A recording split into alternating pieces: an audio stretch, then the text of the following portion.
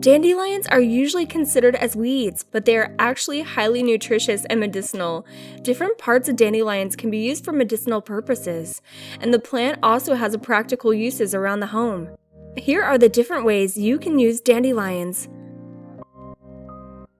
Firstly, let's talk about the flowers. The flowers of the dandelions can be used to make dandelion tea, which is a popular digestive aid and has a pleasant, slightly bitter taste. The flowers can be used at making dandelion wine, which has unique and floral flavor. You can also dry the flowers and use them as a natural food dye. The second highly nutritious part of dandelions is its leaves.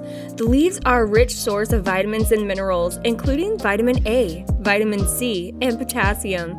You can eat them raw in salads or cooked like any other leafy green vegetable. And don't let the slightly bitter flavor scare you off. It pairs really well with sweet or sour sauces.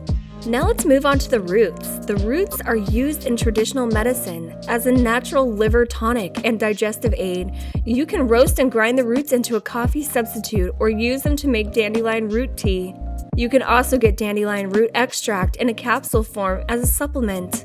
There are even more ways to use dandelions. The sap from the plant can be used as a natural adhesive, and the fluff from the seeds can be used as a natural fire starter.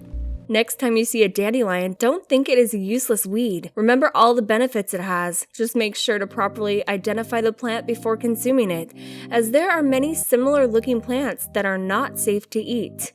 Trust us, you don't want to accidentally eat the wrong thing.